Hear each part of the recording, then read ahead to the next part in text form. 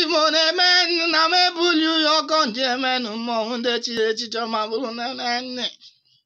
Asị m na tata bụ orie ga-erotere anyị ọma. Asị m n'ihu ọma ga na-emela onye ukwu ntụ ma nwere onye nta ma bụrụ eziokwu nna. Na-anara esi bụbụ ngọ nna m gwara m na gbaga m mbụ bụ narị na ọgaranya na-esi na-achị nne. Asị m na ama aka mmiri ezo na anyị gafelili sie na mgbabụ mgbada bụ n'ụtụtụ ma bụrụ eziokwu nnu. Debe ọkwari na anaghị edo n'otu tofu ebe ezi ezi. Ọkwa nkụgharị ka ejere nwa mkpi.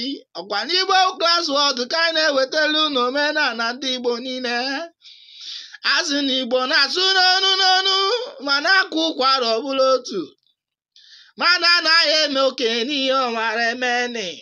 Ndị Igbo Class World ga-ekene ntị ka m gwa gị ife na-eme n'Igbo Class World na-akwalite ọdịbendị, asụsụ na omenala ndị Igbo niile. Ndị Igbo ndị Anambra, ndị Igbo ndị Enugu, ndị Igbo ndị Ebonyi steeti, abịa na Abia steeti maọbụ n'Imo, Delta steeti n'ebe niile a na-asụ Igbo na-akwalite kọtọzi atọ ma bụrụ neneni. Asị m n'ebe gobelu nke si bịa ya ebere nkwụkwapịanị ogolinu ọdị na-abụ malụ nke ka mma. Asị m n'ebe n'Igbo Class World ka ịbanye kene maka na ife gwuru ka na-eme. Ife anyị na-eme bụ ka kwalite omenala ndị Igbo anyị niile.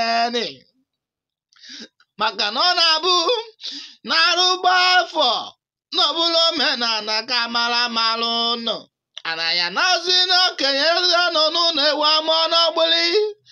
Anyị ga-anọzi ka okenye ewu amụọ n'ọgbụlị. Bịa n'Igbo Class World ka anyị kwalite omenala ndị Igbo niile. Ka onye chiri ya zere orie retere anyị ihe ọma, nkwọkwọtara anyị ihe ọma, ekeketara anyị ihe ọma, akwụkwọ